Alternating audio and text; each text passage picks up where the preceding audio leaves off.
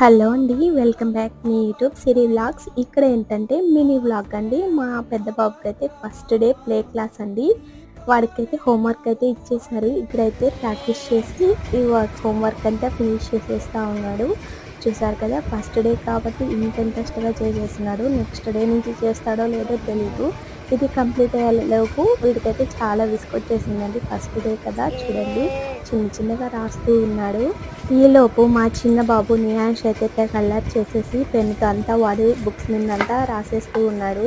వాడితో విసుకైపోతుంది. అలాగే పెద్ద బాబు కూడా రాయను అని మారించేస్తూ ఉన్నాడు.